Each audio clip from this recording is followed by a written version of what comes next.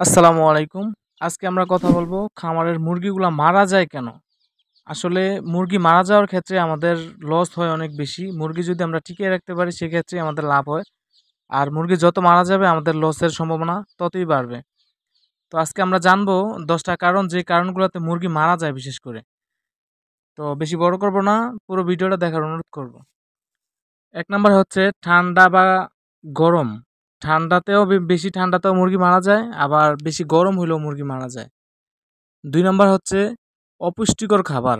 আমরা যে খাবারটা দেই মুরগির জন্য হয়তো এটা পুষ্টিকর না। এটার মধ্যে যে ক্যালসিয়াম বা মিনারেল যেগুলা পুষ্টি উপাদান থাকার মানে জরুরি ওইগুলো হয়তো নাই। এজন্য মুরগিটা মারা যাচ্ছে। ৩ নাম্বারে হচ্ছে দূষিত পানি। আসলে মুরগির জন্য ভালো পানি এটা খুবই গুরুত্বপূর্ণ। আমরা যদিও অনেকেই কলের পানি দেই, আসলে কলের পানিটাই ভালো। তবে সেক্ষেত্রে অনেক কলের পানি আছে যেগুলাতে আয়রন থাকে। তো আমরা ভালো পানিটা দেওয়ার চেষ্টা করব। ৪ নাম্বার হচ্ছে ভাইরাসজনিত।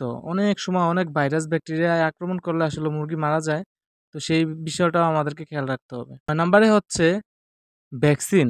আমরা আসলে ভ্যাকসিন না দেওয়ার কারণে মুরগি মারা যায়। আমরা অনেক সময় মনে করি যে ভ্যাকসিন ছাড়া আসলে মুরগি হয়। হয় না যে এরকম না। তবে ভ্যাকসিনটা দিলে মুরগিটা অনেক ভালো থাকে। ৭ নাম্বারে হচ্ছে অতিরিক্ত গাদাগাদি কইরা মুরগি পালা। যেমন এই জায়গায় থাকতে পারবো হচ্ছে ১০০ মুরগি।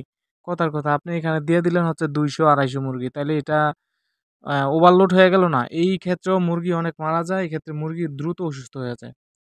৮ নাম্বারে হচ্ছে আপনি এমন জায়গায় খামার করলেন যেখানে বাতাস কোনো চলাচল নাই। অ্যামোনিয়া গ্যাস তৈরি হয়ে সেখানে মুরগিগুলা মারা যাচ্ছে।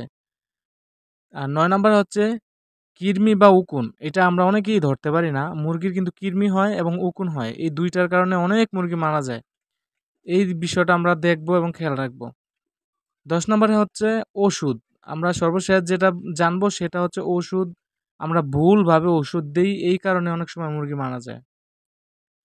মুরগির যেরকমভাবে ওষুধগুলা প্রয়োগ করার উচিত, আমরা সেরকমভাবে ওষুধগুলা প্রয়োগ করতে পারি না। আমরা হচ্ছে হয়তো বেশি দিয়ে ফেলি, আবার অথবা হয়তো কম দিয়ে ফেলি। হয়তো তার প্রবলেম হইলে যেমন একটা সে অসুস্থ, তার দরকার যতটুকু ওষুধ অতটুক পড়ে না, অথবা তাকে আমরা বেশি ওষুধ দেওয়ার কারণে সে মারা যাচ্ছে।